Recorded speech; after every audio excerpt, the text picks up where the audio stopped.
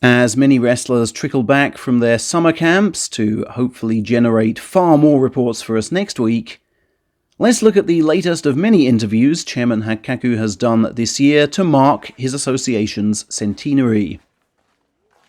I hope that this one, in Meiji Shrine's official magazine, sheds light on why whenever overseas fans think he should reform things, he barely ever does, and why, when someone crosses his path, he gives absolutely no quarter. Here then are Hakkaku's interview answers edited together. Sumo, he says, is a Shinto ritual which we perform while preserving traditional culture. We hold yokozuna ceremonies not only at Meiji Shrine, but at Ise, Yasukuni, Atsuta, and Sumiyoshi shrines pre-tournament, and at other shrines while on the tour. Although it's commonly believed that it's good to do something new, it's more important to preserve what we already have. The toughest thing right now is to keep up numbers of new recruits, and convince these lads that they should wear sashes, top knots, and kimonos. Even the latter have largely faded from the lives of young men, and yet the strictest sumo stables insist their wrestlers wear them even when shopping at the convenience store. It's a rule of thumb that whenever a wrestler heads out into a public place, they do so with a kimono and with hair properly knotted. This might look cool to outsiders, but it's not so comfy for the wrestlers concerned. Educating young men in these old-fashioned ways is a hefty task, but it's what we set out to do as an association that preserves traditional culture. Such preservation gets tougher on many fronts, though. In the past, we could rely on thick and sturdy rice straw for the ring's bales. But now, we are stuck with much thinner stuff, which doesn't hold under the strain so well. We try to especially cultivate the straw so it's strong enough for the ring's purpose. The machines used to make the sashes are also getting older, while fabrics are getting scarcer and more expensive, even for the kimonos and sumo socks.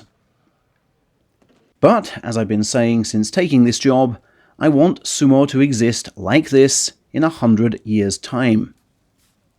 I have to pass Grand Sumo on to future generations. That's why I'm currently discussing whether to rebuild the entire sumo hall or renovate it in such a way that it can last another century. Our mission is to bequeath to our juniors the creations of our seniors, who overcame many hurdles to hand those things down to us. Now, part of this drive involves staging children's tournaments at the sumo hall.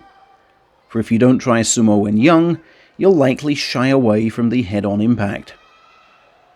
Recruiting is the biggest challenge sumo coaches now face, as the hungry spirit of the young seems to be disappearing. You know, in an elementary school task, I once wrote about how I wanted to be a sumo wrestler. I'd always been on the larger side, and told by all around me that sumo might earn me a decent living. My dream, in fact, as a child, was for my sumo earnings to pay for a house that I build. I ended up realizing that dream, and it was down to the effort I was inspired to make from seeing how hard my fisherman father worked. He's still out harvesting seaweed at the age of 88. You ask kids now what they want to be, and the most frequent answer is YouTuber. I just want them to remember that all their good food stems from the hard work of the primary producers. That said, even the kids of my younger days were labelled the new generation, and every generation wrestles with its own issues. I still think today's kids can be trained into sumo wrestlers, but it requires coaches, I think, to go on my own learning curve. I've managed my stable for 30 years and learned from earlier mistakes. Several wrestlers quit on me in my younger days as I was too impatient with them. Of the 100 men who've come through my stable doors, I think only 10 have made salaried level. But the value of the achievement increases with the difficulty. Living with constant frustration is part of life as a coach, and you can't get down because of it. It is up to the 100-odd coaches we have to define the policies that will see them train their successors. That will help keep us going for the next 100 years. We have to create a place for kids to live out their dreams, and even get a pension out of it if they do things right.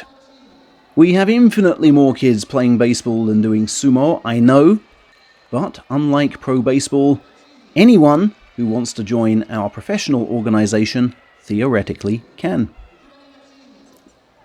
The 5 years I spent at Yokozuna represent the time in my life when I expended effort and put all on the line like never before. I've always liked the phrase "with all one's might," and so I get in the ring with intent to stake everything on that moment and defend that dohyo tradition.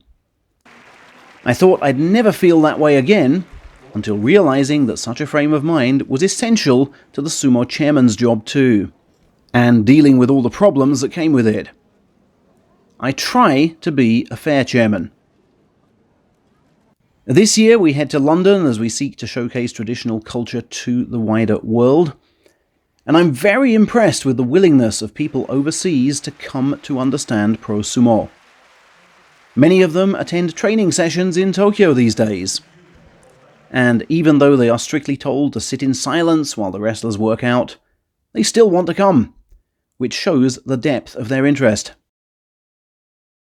I remind you that sumo is the only world that I personally know.